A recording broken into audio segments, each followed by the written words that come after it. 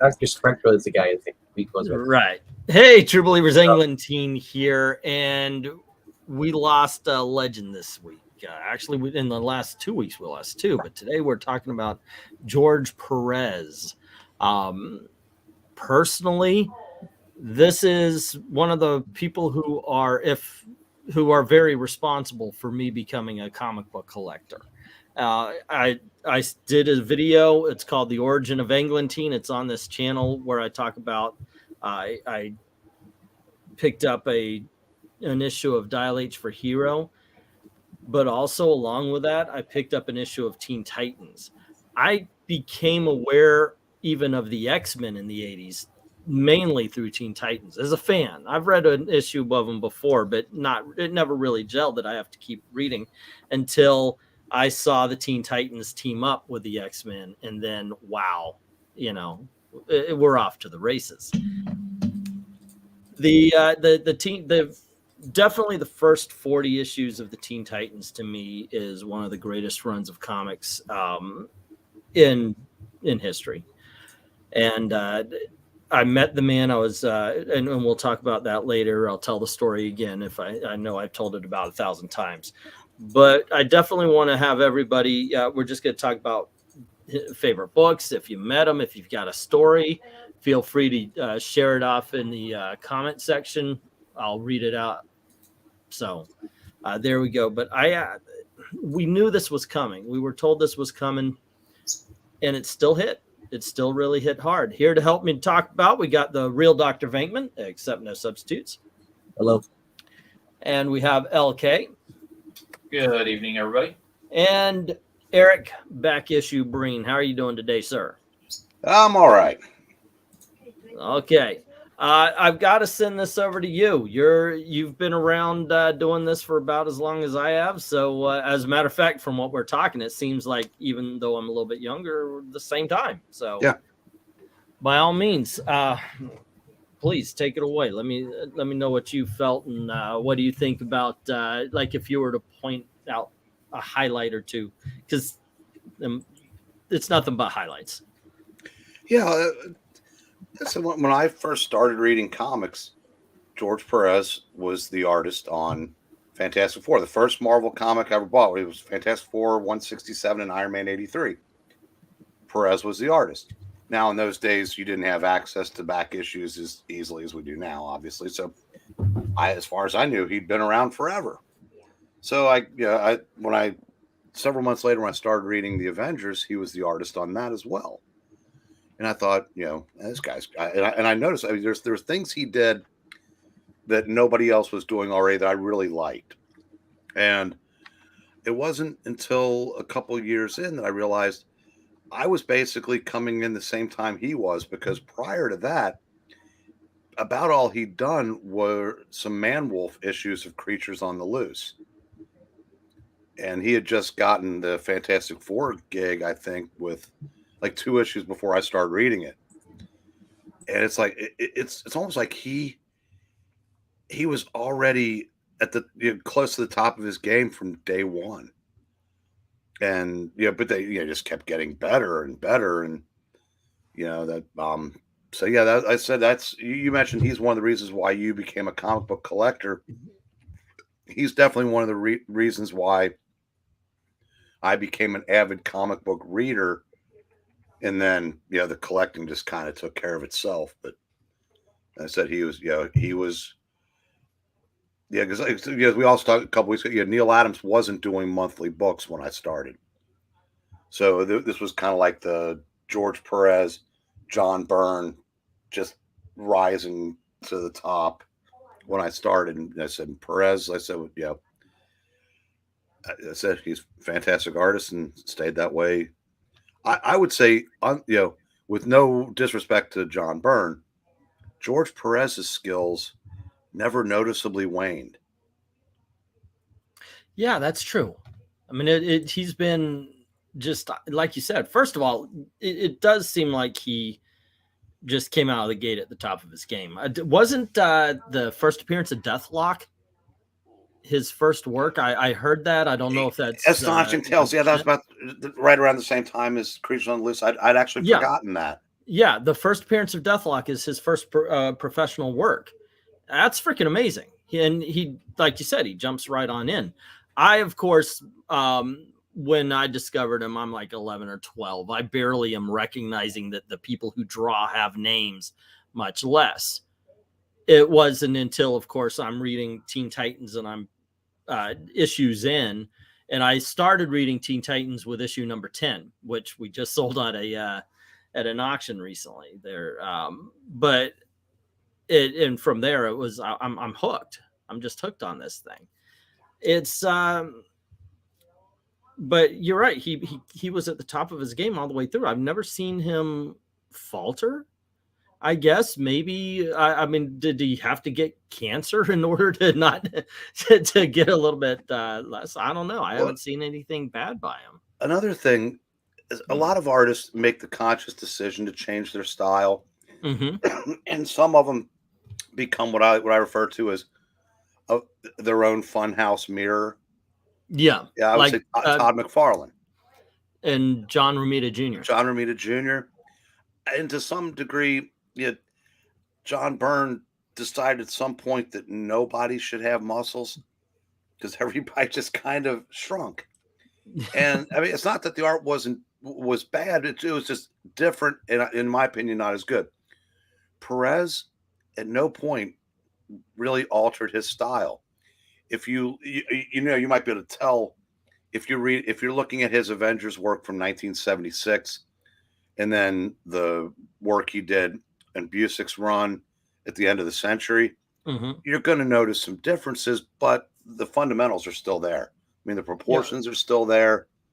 It's just, I said, I think I can't think of anybody that was in the business as long as he was, that remained as consistent as he did, as he was.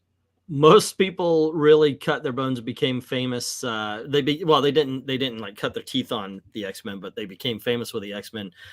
George Perez did it with a team that would be hard to become famous at Marvel, surprisingly enough, and that's Avengers, because he did all that. But then I always do this. I say the wrong number, and then you say the right one. 141. That was his first issue, and this is actually he went on for quite a few, and he did end up doing one of my favorite storylines. You talked about it on Wes's channel. We've talked about it here multiple times. I've sold it a couple of times at the auction. I say that because that's one of those stories where I love to share it. So I put it up on auction, hoping you guys will buy it so you can read the Korvac saga, which in my opinion is the greatest Avengers story ever told. Remember last night when I said that I wish that while he was alive that they could have done the original Justice League Avengers idea? One of my other things I wish could have happened was that they could have, because he left halfway through the Korvac saga. An artist named Dave Wenzel drew the last 4 issues. I would love to have seen Perez go back and redraw those 4 issues as like a special presentation type of trade or something. I don't know if he would, though. Like I said, I met him once, and it was a very interesting conversation because first of all, I'm at a comic shop that has a bar, not like we serve alcohol bar, but they actually created a bar where people could sit down, look at their comics, talk to other comic book collectors and everything. And I'm sitting there going through my big stack of comics at the time. And guy sits down next to me, and I do the double take. It's the, one of those things. There's George Perez. Actually, it was on my left-hand side. And he just sat there, and I didn't do you're George Perez. He knows he's George Perez. I don't have to say that to him. But I do. Hey, I'm a big fan. And this is the time when Infinite Crisis is coming out, and we have a very nice conversation. We're talking about this. And so I started asking him questions, as fans sometimes do. And he sat there, didn't get bothered, looking at his own comics, looking at the stuff on the back wall, asking to see stuff as he's sitting there. I realize I'm kind of interviewing. We get a little audience, actually. People are just kind of, and they're listening to our conversation. one of the questions I asked him about was, how do you feel how Donna Troy's being treated? You know, in my mind, George Perez created Donna Troy. I know this will sound weird because Wonder Girl made her appearance in the Silver Age, but George Perez and Marv Wolfman gave her personality. That's my opinion. And we've talked about this kind of thing, like Rob Liefeld didn't create Deadpool and such like that, and Marvel did. But it was something because his answer was very, very kind of casual and nonchalant. Well, when you're an artist at DC or Marvel, you do your best while you're on a title, but then you got to learn to let go. You got to learn to walk away. And because people are going to have their own takes on this. And it occurred to me then that as a fan, you kind of attach yourself to the characters a lot more than the creator sometimes. And it's out of, and it was out of necessity. Because if George Perez continuously worried about the past, how can he? I don't know if he would want to go back and do the Corvette. I think something happened to him that he might have gotten sick or something. Mm-hmm. And I think it's a little different that, from like, so once you say goodbye to a character, because that obviously wasn't the last time he did the book. It's just that he happened to not be able to finish that. Yeah. And it would just be interesting to see what it would have looked like with his, version for those 4 issues. No, I'm not disagreeing with you. I just, I would love to see that. I would have loved to have seen that. He finally retired in 2019, so he's been retired for a while. But I mean, there's a lot of artists and writers I would have loved to still be writing today. Unfortunately, DC and Marvel decided they don't want to do anything with that. They don't even acknowledge these people exist until they die. Just capitalize off them. Well, George Perez's vision started going south, so that's what took him out. So that's DC. I'm sure either company. He was an exception. I think either company would have made room for. Although, modern DC. I mean, if they said Walt Simonson was nostalgia, maybe not. Maybe not. It's amazing that's actually something you would say, because and that we do see it happening. We see a lot of the greats being pushed aside for the Vita Ayelas of the era. But again, I said that the industry itself has changed so fundamentally that this isn't the same industry that those greats became great in. The characters still exist, and they sometimes even kind of look like they did. Mm-hmm. But that's where it ends.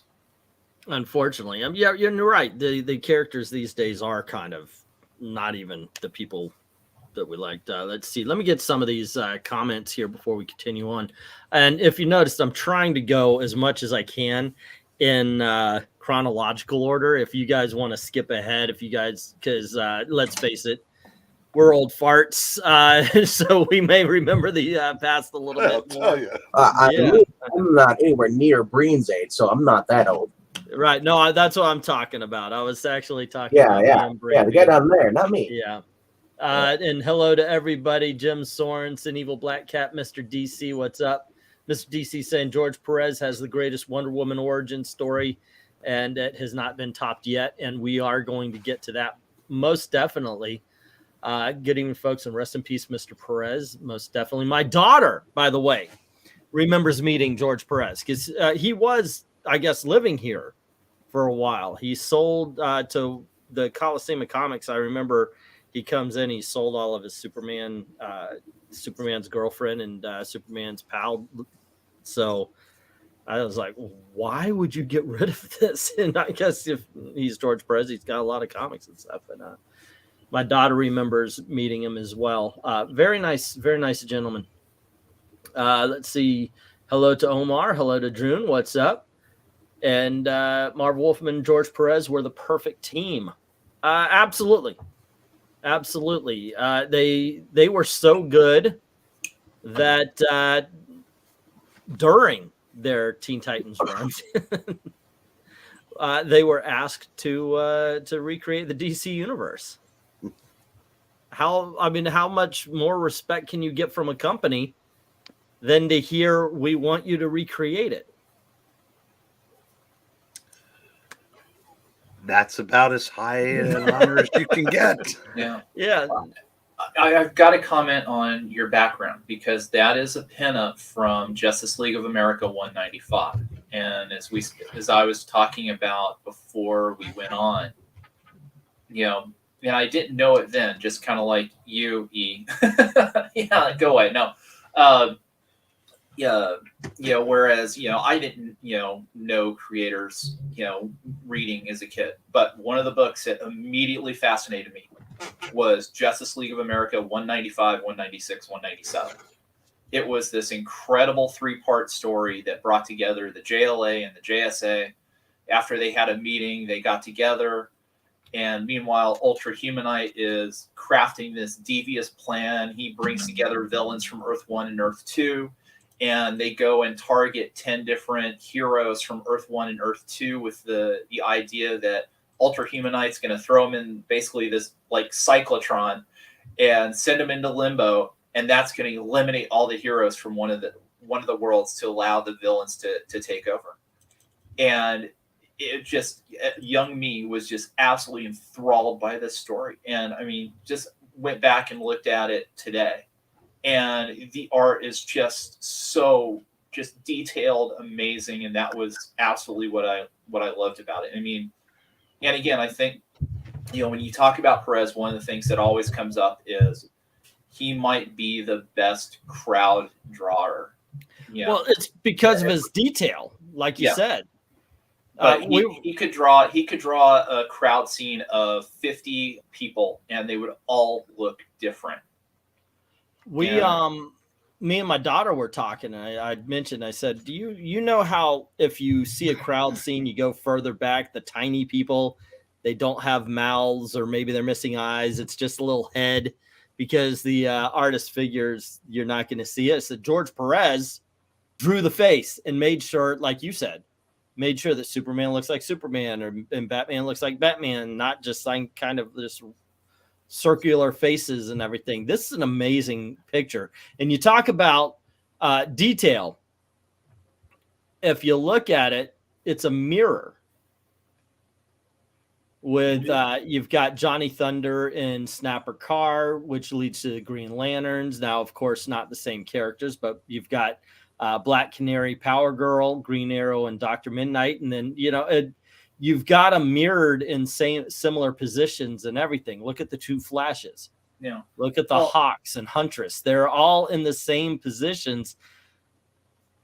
Yeah. And that's George Perez. That is his attention to detail. Yeah. And the other thing too is look at each hero. Each hero has a different face, a different body type. I mean, it's really amazing. Even look at the two Supermans. Their chins are different. Yeah. Whereas, so many artists, and, God love, I, love John Byrne, but I know what, Breen is talking about, especially when you get to John Byrne in the 80s. Well, I should say late 80s, 90s, especially. How many books, John Byrne did where basically everybody had the same face.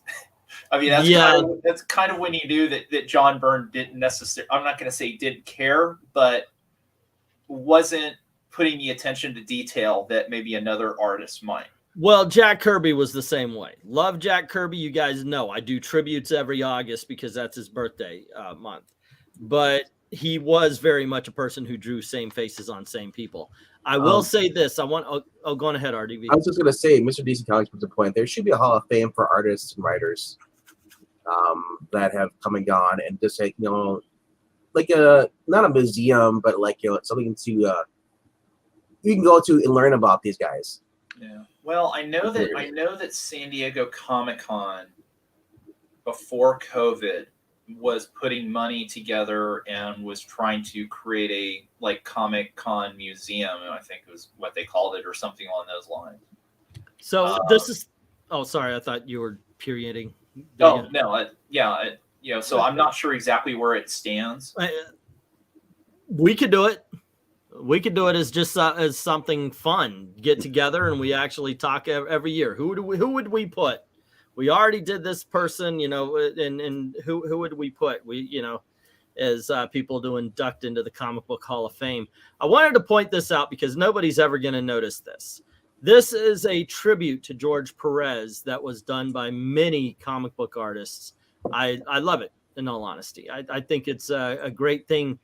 And they had, I'm going to say, almost all of the comic book characters that George Perez worked on, but there was one huge, in my opinion, huge deletion that I kind of snuck into the thumbnail. Nobody's going to really notice this who does not watch this.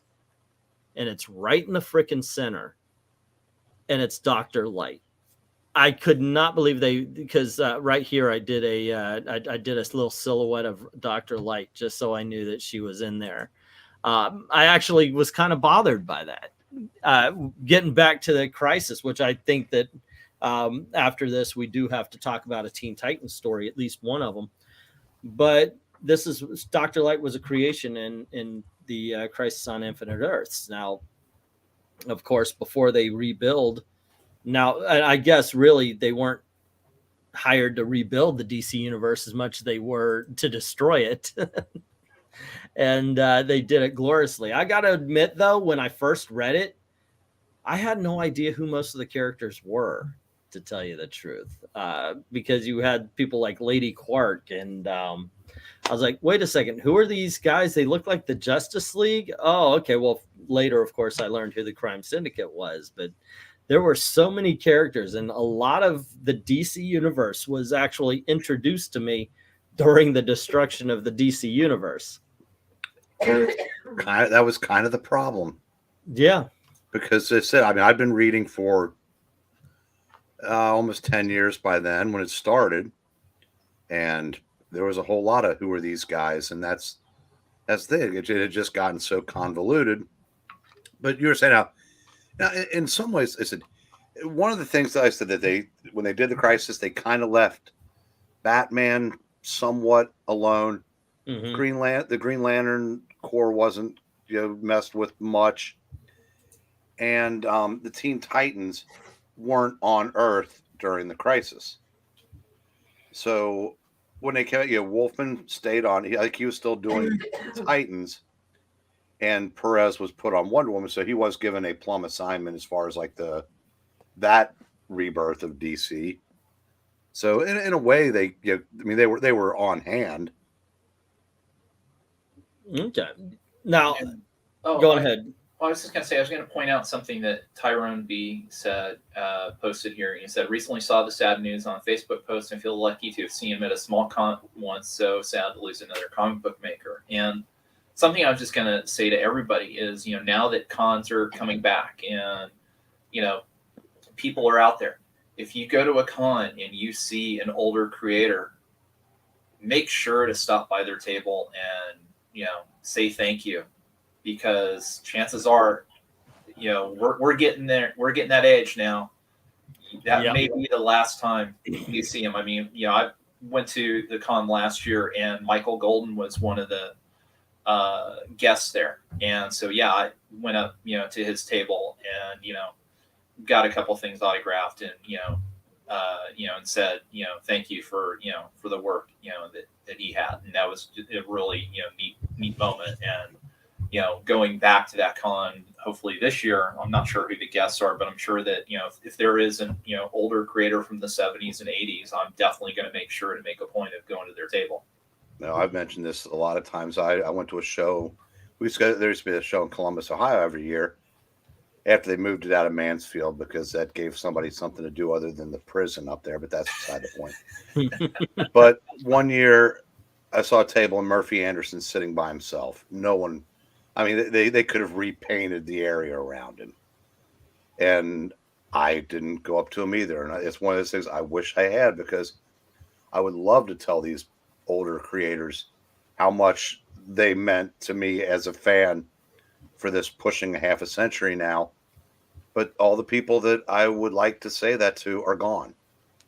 I actually met Martin Nodell.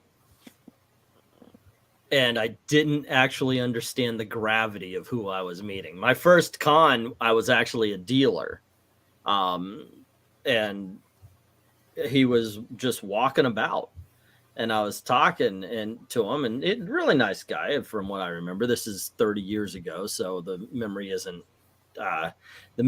crisp because I didn't keep it in the memory bank.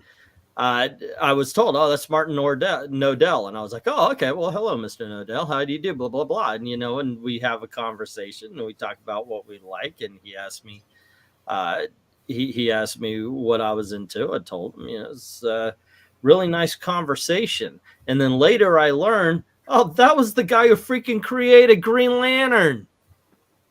I was like, if I was as knowledgeable then, it's like, oh my gosh, I had a conversation with the guy who created Green Lantern. That's something. Yeah, I don't do a lot of interviews here. I'm blocked from most of comic book. From most comic book creators. I just want to point out, talk to some of these older people. I just want to point out that we now in the age of internet, so we can actually see faces of the people who are drawing and writing things down. Yeah, that is a difference back then. I had no idea. I actually didn't really know what Jack Kirby looked like outside of what he was drawn as in the Marvel comics. Yeah. So, and plus when you meet these people, I mean, it's not that they're not popular. It's just that a lot of people like me, like we don't really we read the stories and we like the art, but we never really go out and actually look to see who these people are. I mean, we don't. Now we have internet now, but when I was now we have internet. Now you can actually like, okay, who's this person? And especially if comic creator can do two things: they can make you angry, or they can make your life happy. And more so, a lot of days, sadly, more people focus on the people that make them mad, that ruin their characters. I notice that a lot, versus talking about the ones that actually like touch their lives and actually inspire them to maybe become an artist or a writer or just be a better person. We've had like I said, I love John.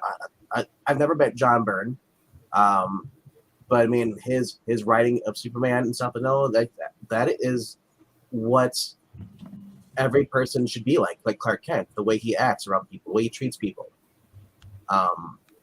It's a lot of us grew up comic books where I don't know if say our parents, but that's what morally guided us, inspiring us to be like these heroes, even though we can't fly and stuff. Spider-Man, never giving up. So when we do meet a creator, it's a special moment for us because that person had a lot part of our growing up, even though we were the first time meeting them. I'm kind of sad I'm not going to be able to meet Perez or Neil Adams. I don't really go out to comic book cons, and mainly because I don't live anywhere near them. The closest one would probably be Chicago, but I don't want to go in Chicago right now. What's going on? But come on down for MegaCon this year. I go to Florida, I'm not coming back. I've all of a sudden I'll have a guest on my couch. Tyrone B saying, guessing they will do a tribute to him at a coming cons at a panel or booth anytime. Don't worry, I'll just randomly tweet during your streams. There you go. I think I don't know. Maybe they will. Starting, I don't know if they'll do something at the MegaCon that's coming up. It's at the end of the month here. They don't have a lot of time, but I would think that they should. But I think that a lot of comic book cons now need those quotation marks around comic book because it's more like Celebrity Con that sometimes has. I think they will, and I certainly would think if not there, then certainly I think Heroes Con in Charlotte. There will be cons this year that do it. But one thing I was going to point out real quick was, again, in recent times, I think one of the things, or kind of the last time, before, announced that, he was sick, one of the kind of spotlights that fell on George was the little Starfire controversy. And I love the fact that, he came out and, defended, and explained, who Starfire was and what the inspiration was. for her. You know, that was when. Oh, you don't remember the controversy? It doesn't matter. You're talking to an audience. You have to tell what you're talking about. Well, this was sometime last year, combination with the Titans TV show, I believe. But anyways, people were trying to equate and say, oh, Starfire is based off a African American woman, and I think what was it? Some people were trying to say, oh, it was Naomi Campbell was the inspiration and what have you, and it kind of went back and forth about, oh no, look at her. She's obviously African American. They, there were people on there going, oh, they meant originally that she was going to be a black character, but they couldn't do it. And Perez shut all that down. What do you say? Holler Mouse said he wants to jump on. I asked him to come on. You don't have, you're okay with that, aren't you? Yeah. Howler Mouse? Howler Mouse. Oh, most definitely. Yes. Okay, so he's about 10 minutes. That's why I wasn't trying to interrupt you. Okay. That's why I was raising my hand. Like, so what did he say to clear it up? I knew you were going to ask me. Basically, that it was somebody else that was the inspiration. That the whole idea that she was supposed to be a stand-in for a black character or the black experience or whatever never ever crossed their mind. That Corey was basically her own person, and that was it. And then basically the controversy kind of more or less died out shortly after that. And then they canceled him. Okay. I'm going to bring up something real quick. We were talking about Comic Book Hall of Fame a minute ago. Now, in 1939, the baseball began their Hall of Fame, and they inducted 5 members. There was 30 that could have gone in easily, but they just picked like the most obvious 5. We're starting a Comic Book Hall of Fame right here. Say we're going to induct 6 to 8 people. Is George Perez going in the first class?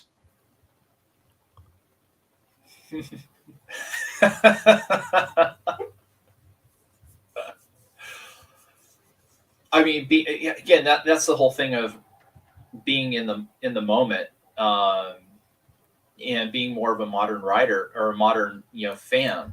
I would say yes, but okay. But the thing is now you're talking about say you're gonna put in 2 artists, 2 writers, 2 editors, so forth and so on. Like you said, the first class. When you're talking about that first class, you got to talk about the most influential people in comic books of all time. And you would have to, you would want some modern day people in there, or at least, some people who were alive at the turn of the century. But you would also have to include the out cults. You would have to include, of course, Siegel and Schuster, who would probably deserve more than Perez, of course. So, yeah, that first class, maybe. Like I said, you have to throw in somebody that the modern audience knows, so maybe. But if I'm being honest, then I don't know. I don't know, because George Perez would be in the running with his peers at that point, Frank Miller's and John Byrne and so forth and so on. So, here's the thing that's yes, you go back to Siegel and Schuster, and do you take some of the? Here you go, Howler Mouse. Come on in. Don't want to make this a free for all today. Sorry, guys, but come on in, Howler Mouse. Yeah. And we're also Ash in comics. Yeah, trusty and but here's the thing about George Perez.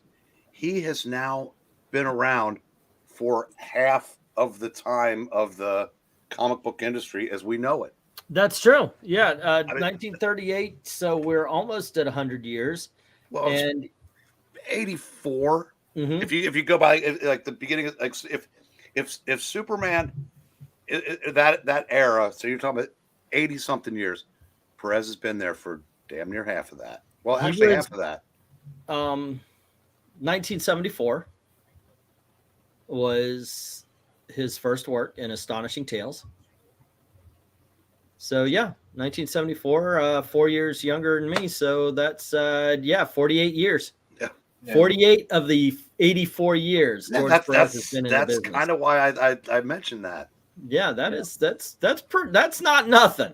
That is not No. nothing. Yeah, Because obviously, Now, Siegel and see- Schuster, Stan and Jack, they're in, obviously. Yeah. obviously, yeah. Yeah. See, now you got the wheels turning for me a little bit. I think the best way to do it is basically split it up and have I'm going to say You older. would have artist, old- writer, older- writer no. teams. No. No, I was thinking more of eras. So you have like a first era, say 6 original, and then a modern era 6. The first 6, and I would limit it to writers and artists for the first class. Once that's done, then we can start talking about editors and publishers and other. Jim Shooter deserves his contributors. spot, boy. So let's see. Shooter's not making the first class. I mean, if I'm going to throw a wild card out there, it would be Matt Baker. Matt Baker to me would be up for consideration for the first class, because without Matt Baker, there is no good girl art. There you go. Hello, Howler Mouse. What's up? What's up, brother? What's up? Well, just trying to do the gentleman who really inspired me in this hobby some service here. Let's see, Howler Mouse. Oh, okay, that's you. I saw Mark Noble Nodell, excuse me, do a panel at HeroCons. He freaked out Dick Giordano. Marty told everybody it's crazy to pay tons of money for an old comic when DC could just reprint tons of them. Well, the story is funnier if you saw the panel going on, because Roy Thomas freaked out, and they were like, Dick Giordano was sitting there like trying to hush him up. Like, he busted the whole idea of collecting and paying for old comics and stuff. They freaked out. Like, he just like busted up the whole idea of the way the back issue market is. Seeing Dick Giordano kind of panic was hilarious, so, Well, but anyway, yeah. I heard that some people rumbled about that in the 90s as well. They want you to read their comics and then destroy them, because you'll never have that same experience. And I'm thinking, yeah, but what about the next guy? Well, not to get off the topic here, because I think the Hall of Fame is great, but what happened was Marty Noel was telling the story about how he created Green Lantern, and then he was brought into the offices a few months later, maybe a year later, and they were like, "You need a vacation. Why don't you just go on to Europe?" And he was talking about getting on the boat, and right when he passed the Statue of Liberty going towards Europe, he realized they fired him. He was like, "Wait a minute!" He realized he had been fired. So, oh goodness, the indentured servitude of the artists and writers of the past, right? Yeah, right on. Yeah, we'll give you $138 for Superman, and we'll never give you another cent. Is that how UK Marvel started? By the way, that is one thing when we were doing our Neil Adams that I mentioned, and it can't be undersold that Neil Adams stood up for Siegel and Schuster. Let's see. June says, at the next Wizard World, I saw Perez, but could never actually get to his table. Such a long line, and he always had a crowd of fans surrounding him, entering and leaving. He was at MegaCon at exactly the time I wasn't. Like, even I walked up to his table, nobody's there. Like, literally nobody's there. Like, did George Perez leave? No, he's just taking a lunch break. You might want to come back later. Okay, so I come back later. He's never there. So, Heroes Con in Charlotte had it together on how to handle George, and it turns out George had been coming to Heroes Con at that time, off and on for 33 years. So what they did is they kept, we'll say 30 people in line. Everybody got a number. They told you a roundabout time to come back and just have your number. So it was pretty good. I got to talk to Marv Wolfman while I was waiting in line for George. And Marv Wolfman and I, we didn't talk about Crisis, even though I brought my 12 issues of Crisis and got them all to sign it. But I looked at him and I went really deep, to something obscure. And I asked him, I was like, what was the deal with the Total Eclipse story that he did for Eclipse Comics? It was their version of Crisis.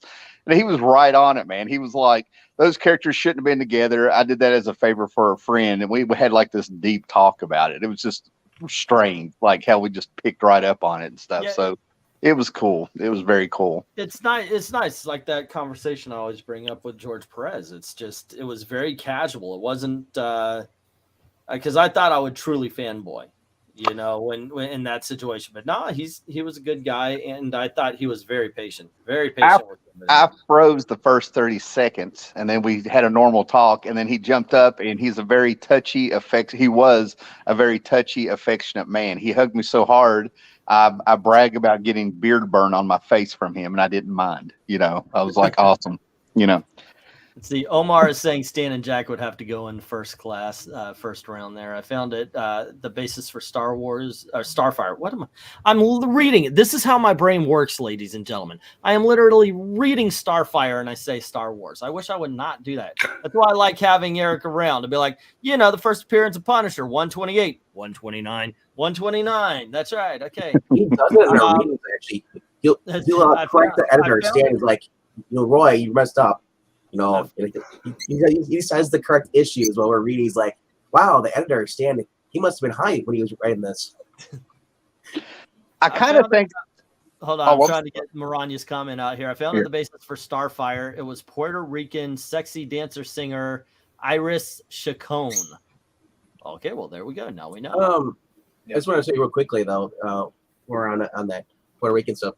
He created the White Tiger. He co-created that, the first Puerto Rican comic book hero. There you go. Also, since we're all over the place and we're no longer doing the... there's no order to this. It's been chaos. Since we're all over the place, one of my favorite stories that I heard, I don't know if this is true, but he absolutely hated Vibe. Because when they wrote him Chuno, he had this deep accent and he was saying, Chua, oh my gosh, you know what I'm talking about. And... I already hated that character. When he did Justice League Avengers, he made the comment he had to reach deep down in his soul to be able to draw a Vibe. He hated the character. Yeah. You know what? If I were him, I would go, hey Marv, let's do a Vibe miniseries so we can make him a Puerto Rican guy and not this thing. Yeah. We don't need to make him what white people think Puerto Rican people were in the 1970s. I think Jerry Conway must have written him like Freddie Prinze's Chico from Chico and the Man. If you think about the way he spoke, that's what it sounded like. Yeah. Did you guys read the Justice League Detroit with Vibe in it? I did a lot. I did when it first came out. I would love to revisit it. Yeah, I loved it. I loved it, but I was that age, man, and I guess you guys were too. But yeah, I dug it. I gotta say though, I'm reading up. He did some inking for Jan Jurgens on Teen Titans Volume 2. And it just weirds me out because you got someone like Perez who's only doing inking. No, get him on pencils. Why is he inking? It just blows my mind when I read it. Probably that's all he had time to do on top of what other stuff he was penciling. That was the 90s, yeah. And before we get too far afield too, I have to mention too, one of my other, and this is more recent find, and realizing, but favorite George Perez book is the Uncanny X-Men Annual #3. The first and only time that he got to pencil a Chris Claremont story. And his Storm is, people love John Byrne's Storm and what have you. His Storm was pretty freaking awesome. And again, too, because of the nature of the story, there were multiple giant crowd scenes, and they're just all fantastic. Was Akron in that? Dude with the yes. Okay, yeah. I'm gonna dig that out tonight. I completely forgot about that. Yeah. And it was something actually. I think it was discovered, on one of the streams, one of the channels that you got mentioned. Was asking like, oh yeah, did Perez ever work with Claremont? And I was like, yeah, one time, and it was this book. And then searching it out and reading it was just such a great experience. Man, God, there's so much of his stuff. You just dig forever and find stuff. So yeah, Tim, I think I've told these guys the story before, but a friend of mine that writes for Back Issue, so he got an assignment to do an article on Future Imperfect. So he got to interview Peter David and George Perez. And I hope I'm getting this right, and I'm 99% sure it was he interviews George Perez over the phone, forgot to turn his recorder on. Oh no! Didn't get any of it. Oh no! Had to email him back. Head in hand, going, "Can we please do this again?" And he did. I don't know what happened, but I was done with the Hulk at that point. I was like, you know what? I think it was they gave him a healing factor, and I threw a fit and I dropped it. I was like, why does the Hulk need a healing factor? It's like they're trying to make every gosh darn. I was getting mad at Marvel around this time, so I dropped it just in time for Future Imperfect. So I didn't pick up those books when I didn't read Future Imperfect until 2 years ago or 3 years ago. They reprinted it in a Marvel Tales. I don't know if you guys know, but they've got Marvel Tales out now. It's been going for years. So like if there's an event they want to kind of push and you might need the back issues, they'll put out Marvel Tales, like they did one for Carnage when they did one of the symbiote crossovers, and for this whole Maestro thing that Peter David's been doing, they put out Marvel Tales Future Imperfect. So I finally got to read that. What a freaking awesome book that is. Mm-hmm. It really is. Just there are just certain books that don't get the notoriety, and I know it's got some fame to it, but it really should be one of the books like Dark Knight and Watchmen and such like that. It is that freaking good, but it just doesn't have that kind of notoriety. Hulk has had a healing factor now for about 30 years. Yes, around the time the Future Imperfect came out, that's when he started having that healing factor. Well, to maybe add to your angle there, or your anger, Eagle Team. Yeah. But Peter David came back and did 6 issues, right? Lee Weeks did the drawing. Tom Palmer did it. And in the book, Peter David decided to have the Hulk underwater. He's walking on the bottom of the ocean and reveals that the Hulk has a gland that changes his body as it needs to. Thus, he can breathe underwater. See, that's just lazy. I mean, I know it. Here's the thing, and this is why I say it's lazy, because I do like boundaries on our heroes. You know, don't make Superman Silver Age Superman. Silver Age Superman was moving planets and with his own breath blowing out suns. We don't need that. That is too powerful. You know, the John Byrne, maybe a little bit powered up from John Byrne, okay, but you got to give them limits and everything. But I'll tell you what, if you guys get a chance, search out that Marvel Tales. If you don't want to spend the $50 each issue nowadays for the Future Imperfect, it is absolutely fantastic. I'm pretty sure when this Maestro story is done, because this last chapter they're working on right now is the last chapter of the Maestro saga. I'm pretty sure they're going to omnibus that thing. But if even that way, I highly recommend you get this. George Perez does the art on Future Imperfect, and Peter David. We praise Peter David's writing around here. Go ahead, Ben. I was just going to say, I've been reading. Everybody knows I've been reading the post-crisis DC Superman stuff. Been enjoying it. So I know that John Byrne's doing over that. Now I see that George Perez did the same thing with Wonder Woman, bringing her back to her Greek roots and all that stuff. I'm excited to read that next. That's gonna be my next thing I jump into, because everybody says that he did what John Byrne did to Superman to Wonder Woman. It made her just awesome. So I'm excited to read that. Okay, we have one dissenter at least in this panel, and so we're gonna shut him down, and we can have a conversation about Wonder Woman. Well, I was just gonna throw out real quickly, just to finish off the Hulk thing. Did you ever read the Peter David Hulk the End 2-issue miniseries? It was when Marvel was doing this whole series of like final stories for the major heroes. And that one basically came out more or less where the Hulk at that point was like immortal, and the whole idea was that Banner wanted to die because he's essentially on this dead Earth, but Hulk wouldn't let him, and that every time he tried to kill himself, he would change into the Hulk and survive and whatever. So I mean, Peter David. Go ahead. Well, the idea of this, invulnerable, invincible, and now immortal Hulk is, just grown. It's good to know that when Peter David passes, we have material to talk about him too. But let's move back to George Perez. And what was it we're just about to bring up? The Wonder Woman. Before we do that, can we talk about, because this would have been in 1983, 84, the big Teen Titans story.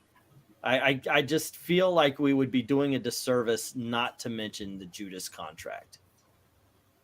Which, by the way, I know I'm shilling, but I did a freaking video on it. It's one of my very first comic book videos on this channel where I went through talking about how awesome it is. Please Be sure to check check that out. out Perch's video tomorrow. Perch will have a video about it tomorrow. Yes. But it's this was it for me, man. I mean, I like I said, I came in about number 10. Really started just the Teen Titans were fan-freaking-tastic around issue 20. And it's just like, this is my favorite book of all time. Tara is introduced. One of the reasons why, if you ever see any kind of Judas Contract movie, it doesn't work is because, in all honesty, it started in 26 she made her first appearance. Yeah. And then it went all the way to Tales of the Teen Titans issue number 44. And I then believe. it finished in the annual. In the third annual, one. yeah. And then, and it finished in annual number 3. But annual number 3 was Tales of the Teen Titans annual number 1. Just saying. No, So yeah, it was. no one. It wasn't? No. Remember, that's why I'm here. You said it earlier in the stream. I'm your editor. All right, we're gonna make Breen the host now, since he knows what he's talking about. Did I not sell that?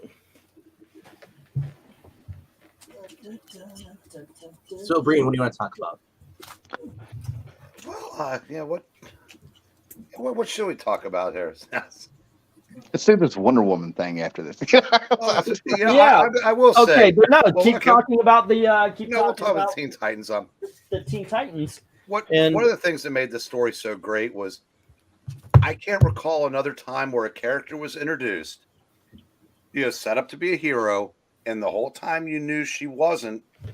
And whenever you see these in fiction, almost always that person will see the light and come around and actually turn out to be a good guy after all. And especially since her brother was in another superhero team that they had crossed over with. Yeah. So of course she's gonna turn good at the end of the story. That's how it works. And that was the giant curveball that I don't think anybody truly saw coming, because there was no precedent for it. Redemption. There was no redemption for her in it. No. Yeah. And even in that last issue, poor Gar when she cracks up and starts fighting Slade, he's going, see, I told you she's on our side. And then I just hopeful to the end. And he just gets crushed. Kind of like she did when the earth went. The magic of Judas Contract and Marv's run is, as you get older, you see subtle things in there that you only see as an adult. And her emotional manipulation of Gar is brutal as you get older and have experience with heartbreak and stuff. I mean, I'm not going to bury her and act like it's a woman thing. That's not what I'm saying. But as you get older, realize that she was sleeping with Deathstroke. She's walking around with her red lipstick and her cigarette. Marv is telling us things, and George is drawing it out. As you get older, you know what some of this stuff means. So she messed up Gar on a whole level that I would like to see rewritten today, where it's actually spoon-fed to people and you actually see between the scenes. Does that make sense? And when you realize that she was actually manipulating Slade, Gar had no chance. Yeah. Yep. She was more psychotic than he was. Yeah, a sociopath. She was a sociopath, man. It's but on another level too, she was brought in sort of as a rib to be the Kitty Pryde of the team. On top of that, so there's a little thing, if you're an X-Men fan, that you're kind of wondering. I mean, this is if you're deep into it. Is this what they could have done with Kitty if Marvin got a hold of the X-Men? Things like that. That was some of the talk going on back You then. mean Kitty and Wolverine together? Him. Does that say one? I said the Teen Titans annual number 3 is actually Tales of the Teen Titans annual number 1. Yes, it's got a number 3 on it, but it is indeed the first of only 2 annuals of the Tales of the Teen What Titans. number does it say on there? That's what I was saying. I can't help it if you misinterpret shit. Oh man, you made me go to the comic book room. Alrighty. No, I completely agree with you. This was something that was Long- quite surprising because you did not you expected it. It's the normal freaking ending for all superhero tales. No, I got to do it's right. Gar, I love you. Nope. She's like, well, she was actually getting mad because Deathstroke wasn't just randomly murdering everybody. All righty. Thank you very much for the $5 super chat from Glenzer saying the Wolfman Perez Teen Titans run. How would y'all rank that compared to other popular writer artists runs? That is that actually is a video unto itself, I think. Oh. But I put it up there with the Frank Miller run on Daredevil. Now, if you're talking about artist writer run, like Stan and Jack and that kind of thing, I know somebody here would probably say Stan and Jack's run on Fantastic Four, but I would definitely put this one above it. Above it? Yeah, I'm sorry, but I like Stan and Jack's. I love the Fantastic Four, but a lot of it is stuck in the Silver Age. A lot of it doesn't have they weren't really pushed to do the kind of stories that were allowed in the Teen Titans. Yeah. See, And you're still talking just about the same amount of issues, because not only was it Teen Titans proper, but it went to Tales of the Teen Titans, and then it went to Teen Titans Baxter. There were a lot of issues. So we are talking about 200 issue runs as far as. But I don't believe George Perez was there for the whole time. Yeah. Now, okay. Now I stand corrected. Here's the thing with what you're saying, and I get it, but I look at it more of along the lines of when you watch, say, an NBA game today, and they say, "Oh, these guys, even the bench players, would be better than Russell and Oscar because look how much more athletic they are." Blah blah. And I say, okay, that's fine, but if you put those guys today with today's advantages in health, fitness, training, nutrition, they would still be the greatest because they were the greatest then. They would be the greatest now. But it didn't exist then. You can't hold that against Stan and Jack because the industry hadn't evolved to the point, because without people like Stan and Jack, it doesn't evolve to the point to where Wolfman and Perez can do those runs. Now, if you talk about great art, I say that's why I always discount. I always kind of disqualify Stan and Jack and say everything post them, because they were kind of the template for all of this. And if you go along with that, then Claremont Byrne X-Men, because the other great runs we talk about in the 80s, 3 of them, well, let's see, Miller self-contained, Byrne's Fantastic Four was self-contained, Simons's Thor was self-contained, is doing both double duty. And those are the ones that usually get mentioned in the same breath as the Wolfman Perez Titans and Claremont Byrne X-Men. So I don't know what else you could immediately throw into that as far as writer-artist combos. Giffen Levitt's on Legion of Superheroes. That's one approach. Yeah. Yeah, that's pretty good too. Yeah. But like I said, this definitely is a video unto itself, because it does bear some thinking. It's not just once again, do you include Siegel and Schuster because they created Superman, even though, like you said, they didn't have the tools. Comic books weren't expected to be written as complex as they are now. Yeah, because none of this happens without them. Yeah. You can hate Hulk Hogan, but without him, you're not watching the wrestling you're watching today. Well, I think Andre the Giant would be so famous without Hogan. He'd still be dead, though. Yeah. Marv Wolfman and George Perez Teen Titans versus Chris Claremont X-Men were the best. That was an incredible freaking crossover. Mm-hmm. Oh my goodness, is that my favorite? I mean, there's a magic for being first on this. Like Breen used the term template. That's the word I've been missing. Mm-hmm. I mean, I would have said exactly what Breen had said, but he had the word template, which brings it home. But the X-Men Teen Titans crossover, we'd had Superman and Spider-Man 2 other times, but the Teen Titans X-Men book was a little bit more special because they actually read each other's books. It felt like when they had the Dark Phoenix facing off against the Raven form, Dark form, and stuff like that. There's just so many things that clicked with those characters, and I think that's why that one worked. I think that would be the template. One was a stunt, and the Superman, Spider-Man, those two teams meeting and stuff. That was more like we got to protect our characters. Where it felt like X-Men and Teen Titans, they had carte blanche. They were like, go for it. And so they served the story and they served the characters. And I think that's what made it go. That was freaking incredible. To watch Deathstroke though take down the X-Men. That was something. I still like as a kid, I was like, oh my gosh, this guy's something. But now I'm like, really? Yeah, I still think it would go down. I mean, I do. I think that's exactly how it would have went down back then. You didn't exactly stand in front of them saying, okay, I'm going to kick the shit out of you guys, Justice League, and then proceed to beat the crap out of the Justice League, which I got the book. I've read it a couple of times. That's the one scene that always bothers me. But in Identity Crisis, Deathstroke did take out some of the Justice League. Yeah, that's what I'm talking about. Okay, I got you. With the X-Men, he was sneaky for some of them, but I thought it was ridiculous with the Justice League. But if you guys have not read the Teen Titans X-Men book, it really is just freaking incredible. If I may, real quick.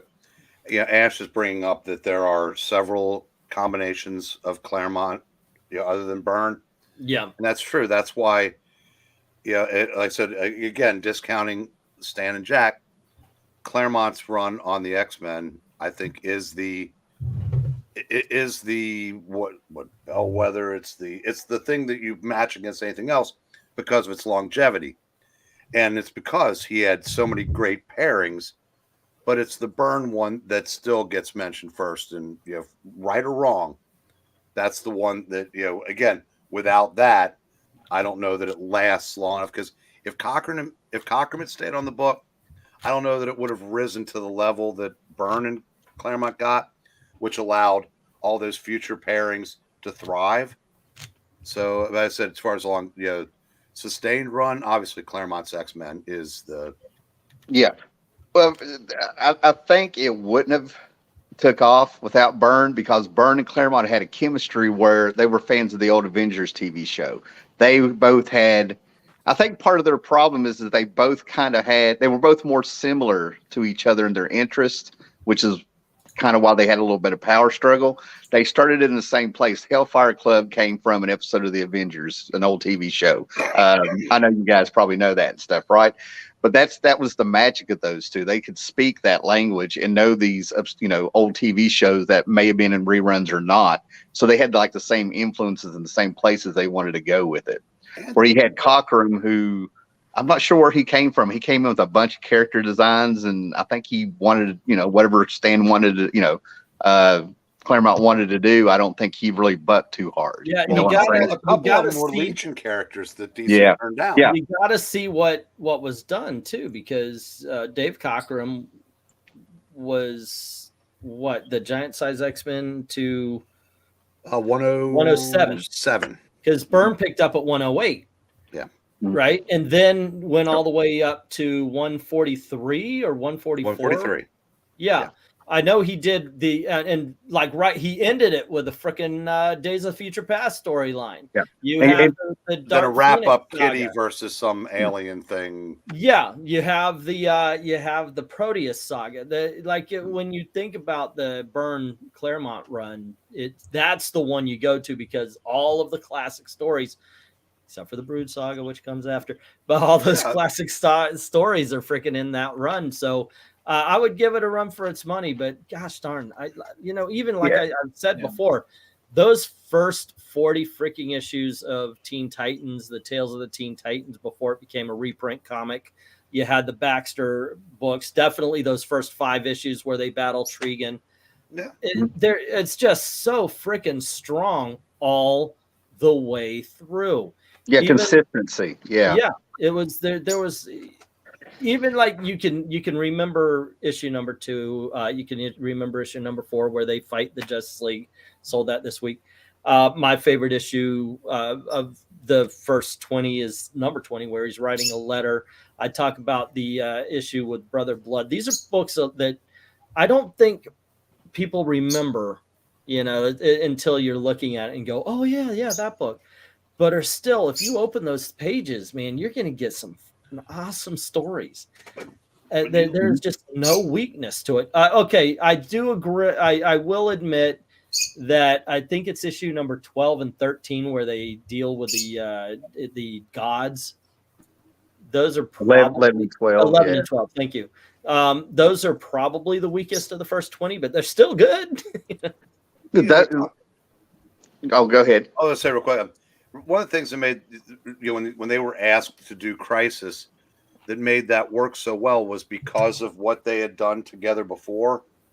It was almost like, we're going to entrust you with the same thing with Byrne and Claremont on X-Men. They did Iron Fist and Marvel Team Up before that, so they'd done almost 30 books together before they did their first X-Men.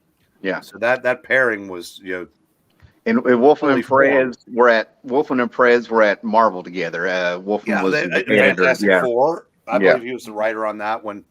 Yeah. He or Roy Thomas. I know they did some Marvel books together before that. But just to kind of interject here, we got to remember that we're in an era where a lot of readers aren't used to teams staying on a book. Yeah, and you're not used to a book staying. Yeah.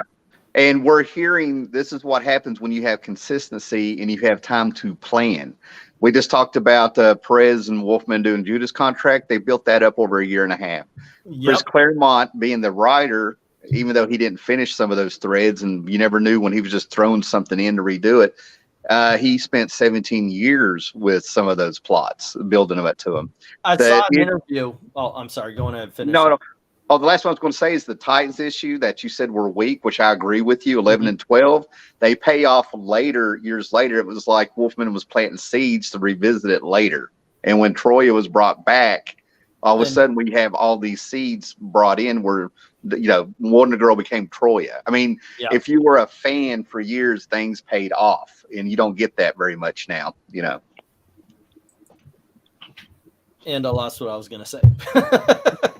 I apologize. Well, welcome to your 50s. That's the way it is. You have witnessed the memory at work where, it's 11 and no, it's 12, that kind of thing. That's just the way it is.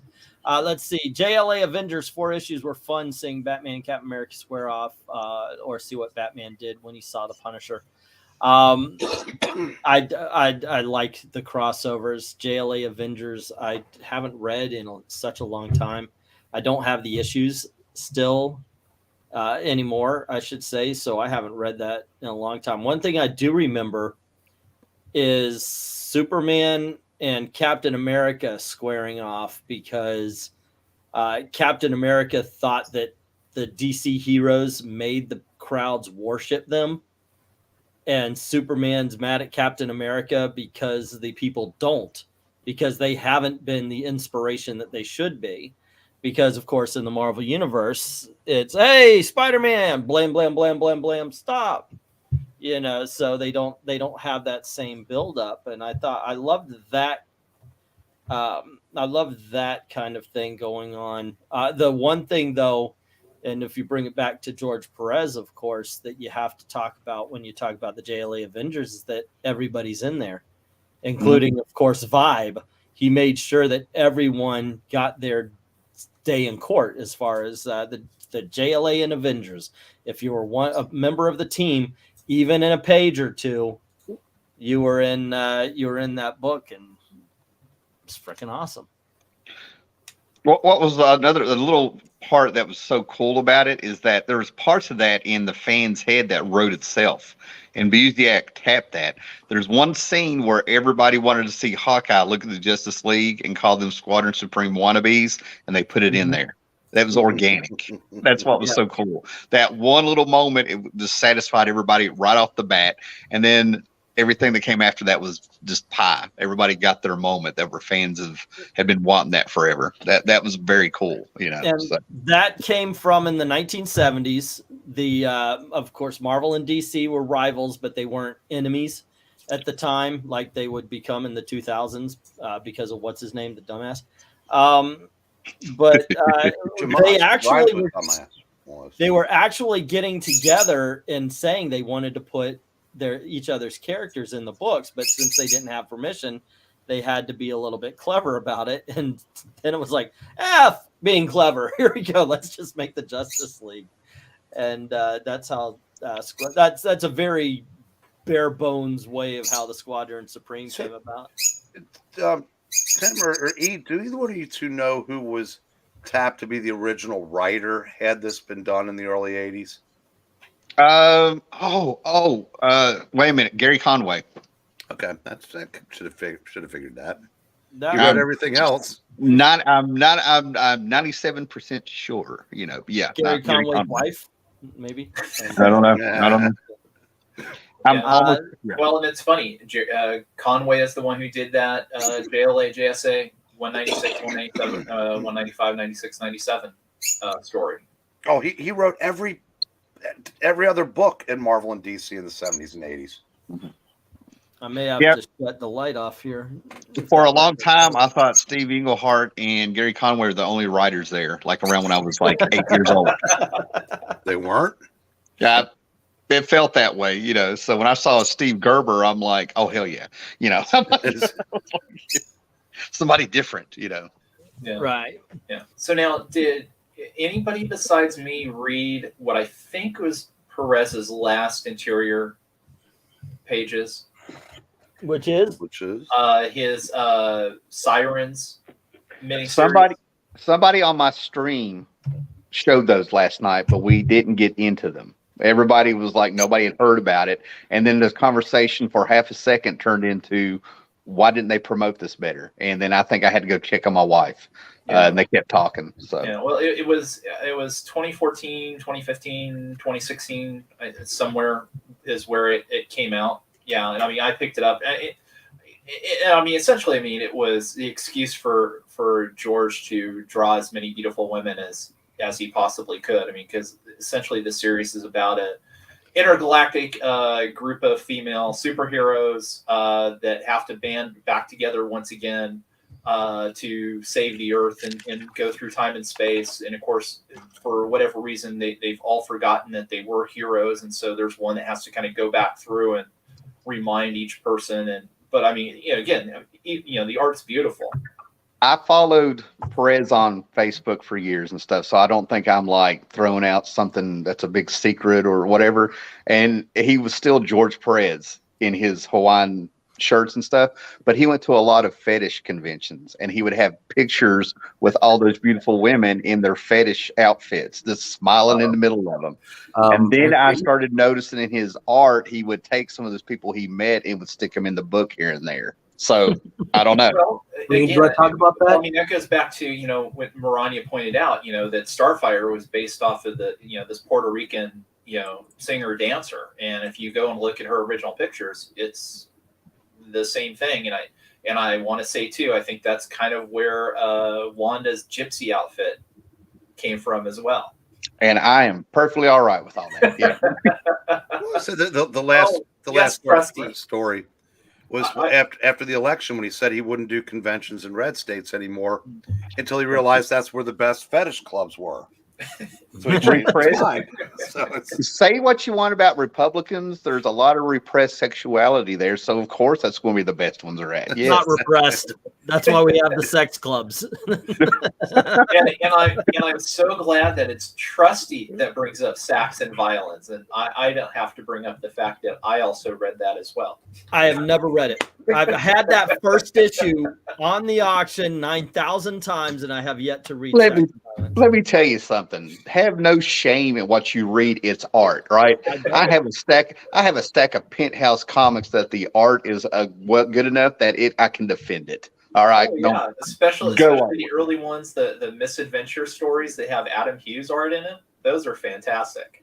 I used to own a run of cherry pop tart. Let's see, it's just Yeah. just the way it is. Well, and Haller, you were mentioning too, seeing Dick Giordano. I happened to pick up books that I think were his last kind of pencil work. He was doing stuff for Heroic Publishing, and so this book called Tigress. He did some work in it. So yeah, if you check them out, they've got like a Kickstarter Indiegogo to print a book, like every month, every 2 months. Oh, that's awesome. I think they have like one more book that he had either partially did some of the pencils for. Oh, awesome. I'll definitely check that out. That's great to know. Thank you. That's awesome.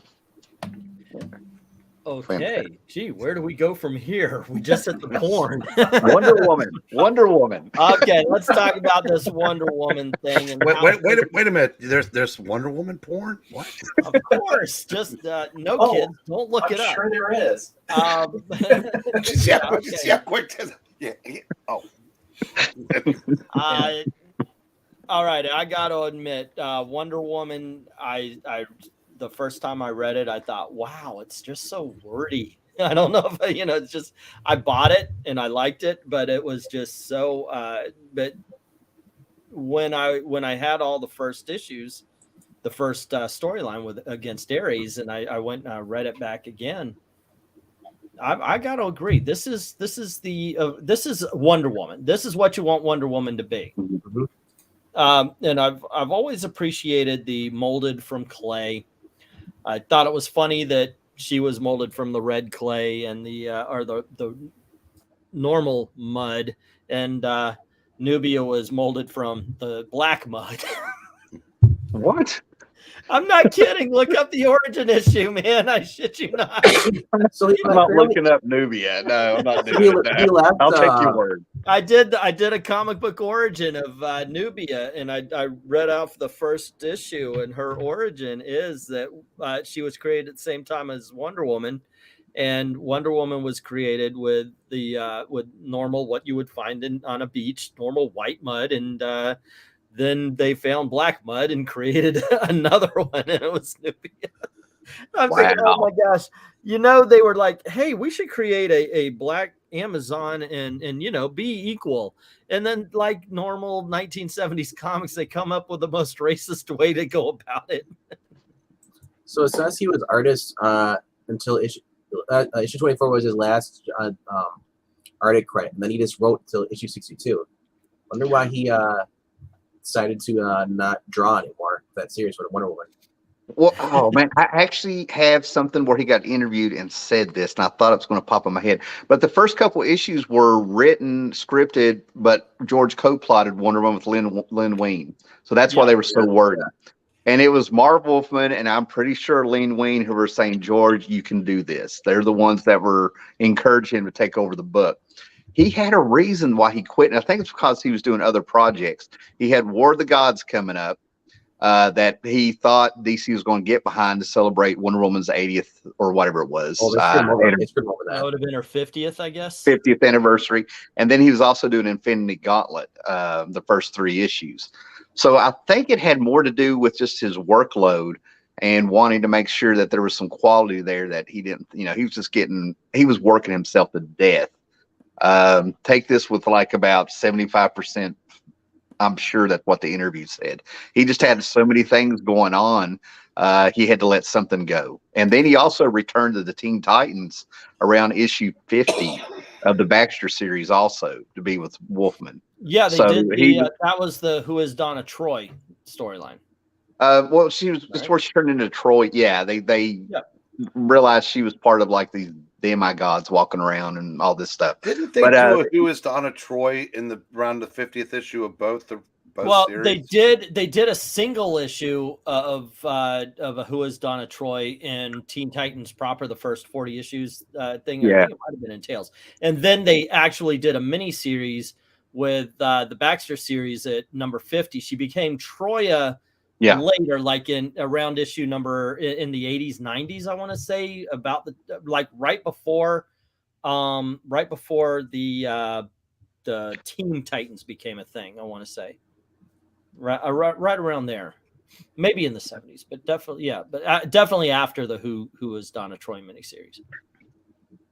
Yeah, the Dick Grayson, he did a great story with Dick Grayson going all detective and film noir, and found out that, you know, she was kind of orphan and all that stuff.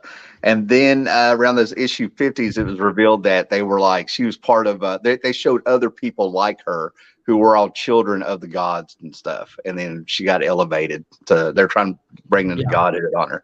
I don't know how we began this. Where we, issue number 38 was the Who Is Donna Troy for the New Teen Titans, right before Robin gave up his his thing. And then the Baxter series, New Teen Titans, the Teen Titans are my jam. I probably would fall to pieces trying to outdo any of you guys on anything. Oh, else. No. Teen Titans you're taking me down memory lane. It's okay. Yeah. Okay. Oh, I see. Yeah, that's it. That's why. The New Teen Titans stopped at issue 49. I forgot about that. Then it becomes Teen Titans, I believe. And the wedding was issue 50. Okay. Of the newsstand edition. Right. We got newsstand and Baxter. That's what's getting us here. Yep. And let's see, Teen Titans. Wait a minute. Wasn't Donna Troy's husband based on somebody with the curly red hair and the beard? Wasn't it like based on like one of their friends or something? His look. I'm guessing a friend that no one actually liked. I was gonna say, if that's true, that's like the biggest insult. I was surprised to find out that Terry was as hated as he was.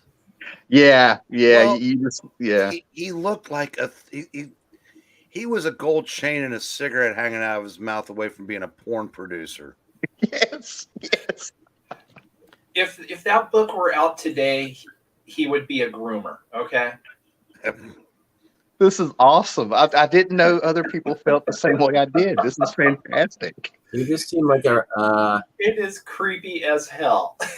I'm like 10 years old and all the bells and whistles are going off. And I'm like, what? Am I the only one? You know? And I don't think it was intentional. It's just they wanted to portray him as a slightly older man.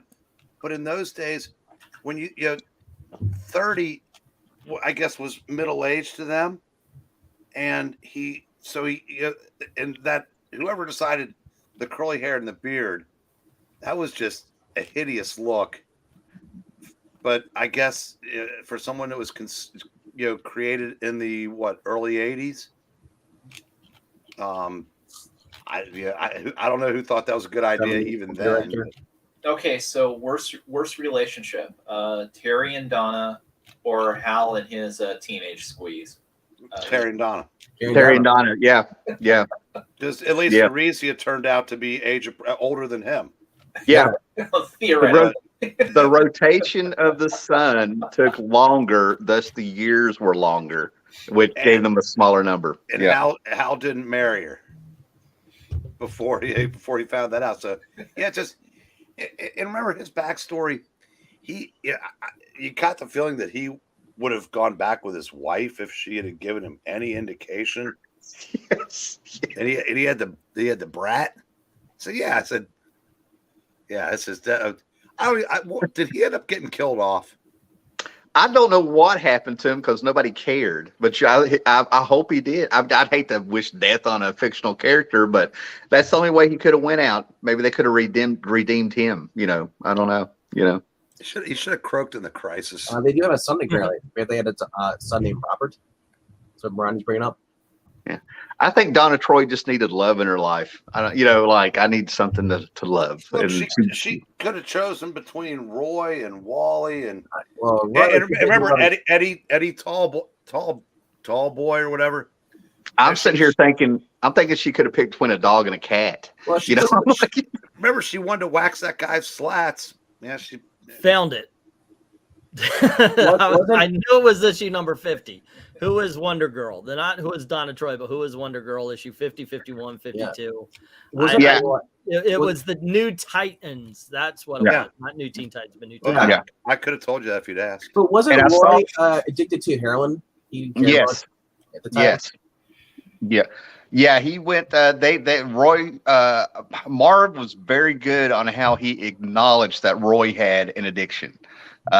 He didn't shy away from it. I don't think he did any stories where he fell off the wagon or anything, but he acknowledged it and kind of made it part of his storyline when he found out he had a kid with Cheshire Cat or something.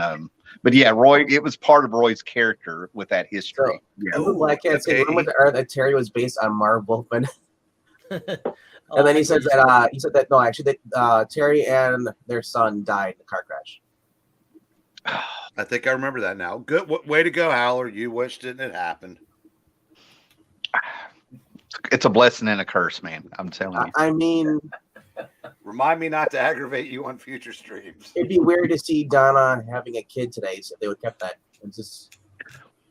She had a kid around issue 90 when they had a Total Chaos crossover, and it reminded me of when Captain Marvel had a baby in Avengers 200. It was very much in that same vein. Wasn't Perez in Corvette Saga?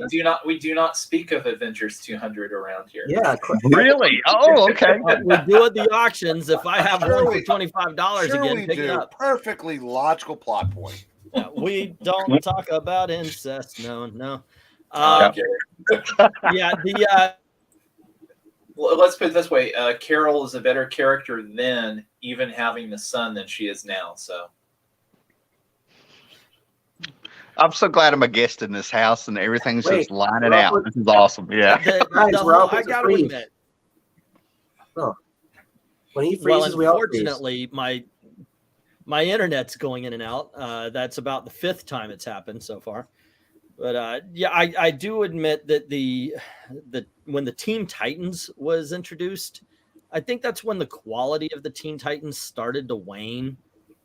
By the time they ended that series, I felt it was more like kind of just shooting the horse. It's suffering enough. Like I said, Marv Wolfman admitted to me he stayed on he said it on his own without a question. He just blurted out, "I stayed on the Teen Titans too long," and at the end you felt it when the next iteration of the Teen Titans came up. They tried it with a whole bunch of different heroes. Young Justice. Oh, the damn Jurgens years. Yeah, you don't really know them. It's not a bad series. It's just, I don't know. It's like, if you're going to do that, you might want to put Bwahaha in it and make it a little bit, play with the fact that these are people you don't know about. It worked for the international, You're definitely right. The Titans lost steam in the run that went 125 or 130 issues. 100, around there, yeah. But I thought, and then Teen Titans, Les said, the better. The Teen Titans that gave us Argent and no one else anybody remembers, and Teenage Adam. But I thought the Titans series that ran from like 99 to one nobody remembers exists because it's between but it was really good.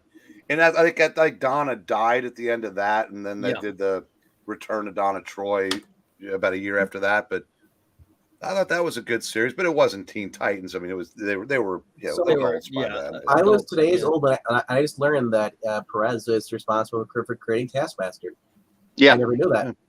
He's within the Avengers thing. All this talk about, I never knew that he actually was responsible for drawing the way it looks.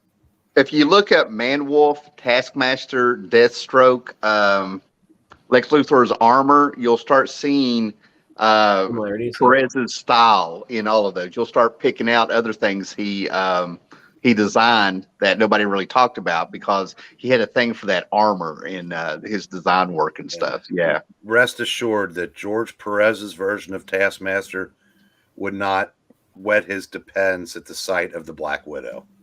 No. There's no need to bring that up. There's no, I'd like to go back to the BDSM and the fetish clubs if I then talk about the Black Widow movie. Yeah. No, Well, no, the comics. Oh, No, that happened okay. in the comics. Yeah. He literally was cowering from the Black Widow, saying, That "Help was me, in- help me." was that Bendis's run, or was that whose run Who was it? cares? It's been the past 10 years they did that. Marvel died in 2012, so it actually didn't exist. So. That's a healthy way of looking at things. Yeah, Uh, I'll toss out this question to the historians here. So, because I mean, it's pretty easy to see, how Perez inspired people and certainly revere. But would you say there's any current artists that you feel are trying to, God, what word am I looking for? Ape Perez's style, or was he so unique that nobody could do what he did? I agree with Eric. As a matter of fact, I was trying to think of his name. Did you say Phil Jimenez? Yeah. Yeah, he's probably a nice person. Go ahead. I'm sorry. Go ahead. I just realized I interrupted you. Sorry, man. I was just gonna say, I better say this quick because I know that Tim's gonna come along and say that what you were about to say. I think that he does come the close. I think he's Perez, just a little more angular. Yeah, I mean, I don't think he's as good per se, but I mean, that he definitely is someone who learned. Just like Sienkiewicz tried to be Adams for a while. There are other people said, if you're going to, if you don't have a legitimate style of your own, you might as well steal from the best. Yeah. I came up with a lot of, I wouldn't say forgiveness for Phil, but I was curious about him. And I've seen him do lives. They recorded him at San Diego Comic-Con doing a live drawing, and he's got the basics down. He's like, I use reference. And then he's got the psychology of people saying, why don't more people use reference when they draw? And he was like, it's a ego thing. They want to brag that they don't need it and stuff. So he's a nice enough guy, and he thinks everything. But I think he nailed it, Bean. Like where I would have went with it. He stole from the best. And Perez has actually inked his stuff before and seen it, and has never said anything. Infinite Crisis, I think they ended up crossing over and working a little bit together and stuff. And if Perez doesn't have a problem with it, that kind of takes away a lot of the argument right there. All right. We're an hour and a half in, so we're going to wrap this up. But you are talking to an audience now. Recommend a Perez drawn run story. Not a 100-issue run, obviously. Something you can focus in on, something that really hit you. What would you come up with? LK, you've been silent through most of this. Well, I'll go back to the two things that initially blew me away. I mean, if you want just a great, fun story, it's 3 issues: Justice League of America 195, 196, and 197. That's my man. Yeah. All righty. RDV, I know you're not into George Perez as much as you have been John Byrne these days, but if you saw anything, is there anything you'd recommend? Well, actually, him and Phil Jimenez actually teamed up together in issues 168, 169 of 2001 Wonder Woman series. What were the numbers? 168 and 169. All right, 168, 169. How about you, Eric? I'm going to stay away from the obvious. Avengers 167, 168, 169 was a fill-in, so that doesn't count. 170, 171, because you get the introduction of the Guardians, and this is the introduction of the Korvac saga, and you get to see basically a smorgasbord of Perez drawn Avengers, Guardians, and Ultron, etc. So I would check those out. Yeah, and I would recommend you finish the story, even though Perez didn't draw it, because it is. I know you say Kree Skrull War, but I go Korvac Saga for best. No, I say Korvac Saga. Awesome. It's my favorite story of all time. Oh, okay. Howler Mouse. Well, I want to go with what I consider his last great work, where he handled well over 60 characters, and he did it effortlessly. and he pulls people in. And I've actually bought the book for out of dollar bins and gave it to people like Charlton 66, and nobody's been disappointed. Legion of Three Worlds with Jeff Johns. He handles 3 different teams of a Legion of superheroes. He draws drama, and then people have actually become a Polar Boy fan when that's over with. That's how powerful that is. That is a good story. It was possibly the best thing. I like the Rogue story as well that came out of Final Crisis, which I did not like. Okay, so obviously we're not doing the obvious things so far, like the JLA Avengers. I'm sure all of us would recommend. We mentioned the Future Impact, and we mentioned the Teen Titans run, which I think is just fan-frickin-tastic. And of course, Judas Contract is probably the most epic storyline that the Teen Titans are known as. Known for. In Crisis on Infinite Earths is a must watch, or must not watch, but must read completely. I will still stick with the new Teen Titans, and I would say issues 1 through 5 of the Baxter series. You have to read that. That is where that's where all of the Raven stuff culminates, and they finally have that big battle with Trigon. I don't know if it's Trigon or Trigon. I've been saying Trigon since 1980, so you're not going to change my mind. I've heard it both ways. Yeah, I've had it both ways.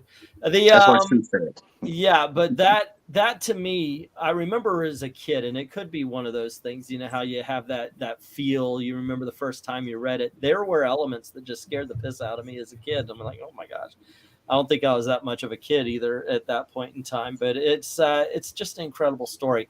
I would love to point out issues number 20 or 20 through 22, which is the letter written by Wally West and the Brother Blood saga, which I always point to for the best Robin, because it's just Robin against a giant spider to save the Teen Titans' life. It's comic books are weird, folks, but definitely 1 through 5 of the Baxter series is freaking intense, and I highly recommend it.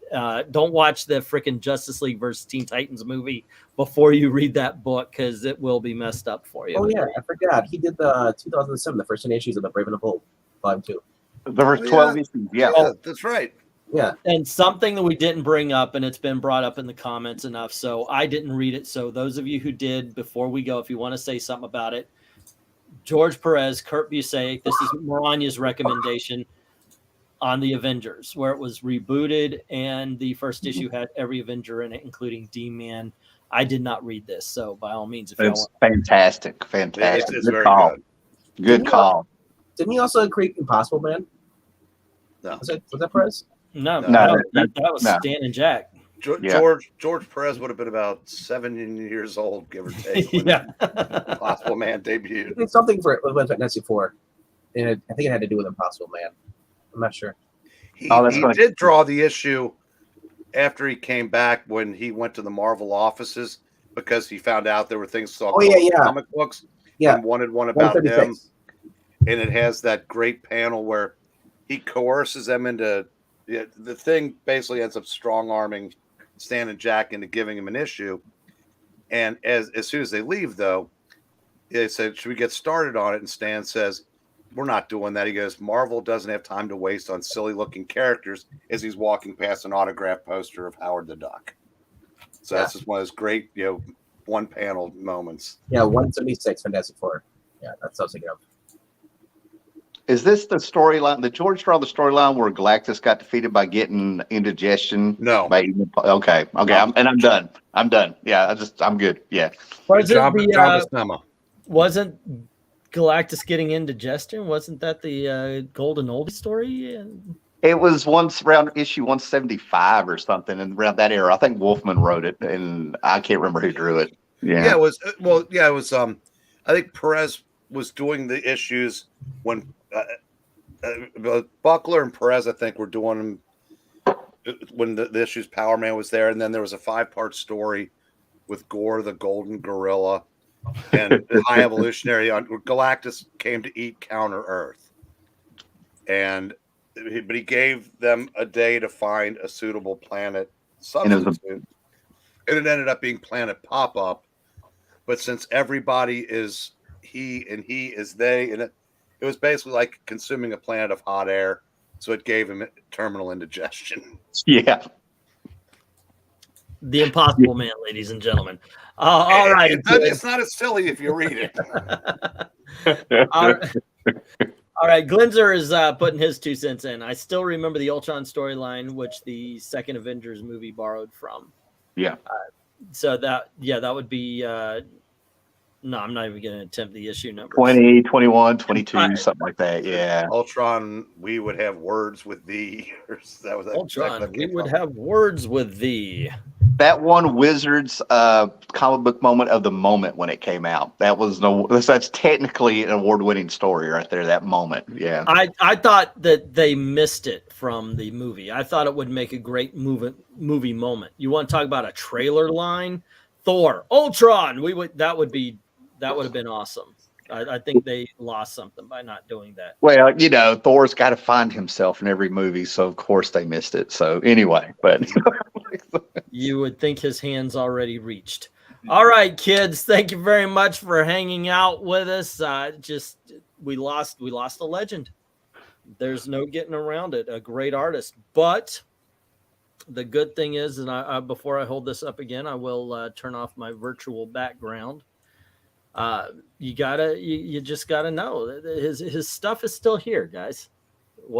There's as we just said, there is 48 years of George Perez comics out there, and I'm pretty sure, because I know you haven't read all of it, or you haven't seen all of it. So by all means, while we lost George Perez, while we lost Neil Adams, there's some great shit to go out and find, and it is so much better just by freaking default than some of the stuff you're seeing on those stands right now. So thank you to the real Dr. Venkman, except no substitutes. Thank you to LK, Eric Breen, and our guest of the night, Howler Mouse. You're always welcome. This is a open invitation. Anytime we're on, come right on in. Awesome. Yeah, please come back. Yeah, and thank you very much to everybody in the chat for your comments and your recommendations as well. As always, thank you very, very much for watching. You kids have a great time and good night. Good night, kids.